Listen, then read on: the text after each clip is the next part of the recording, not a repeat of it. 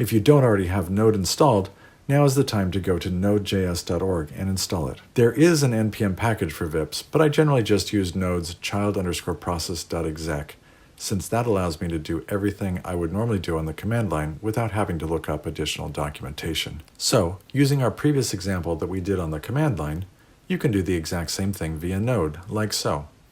From there, it's relatively simple to go through a list of files and convert them all. Here are a couple more large images from Wikimedia Commons.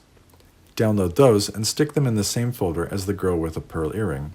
We now have 3 large images. Put their names, without the JPEG extension, in an array. Then we can loop through that array. Instead of hard-coding the command, we'll use a template string to substitute the file name in. Note that we're adding the JPEG back to the input file name, but not for the output, since those are going to be DZI files. Go ahead and run it, like so. It should process for a bit and then spit out the 3 DZI files along with their tilesets.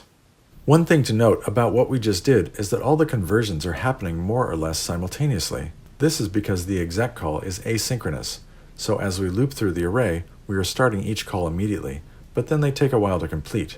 If you want to visualize this, you can add additional logging, like so. If you run that, you should see something like this. In this case, that's fine, but in production, you'll likely want to have more control over who gets converted and when. For that, I prefer running in serial, where we don't start the next one until the previous one is done. This can be accomplished using async await. First, we'll use Node's promisify utility to make exec return a promise. Then we'll wrap our code in an async function, turn our for each into a for loop, and call exec using await. Now you should see this when you run it.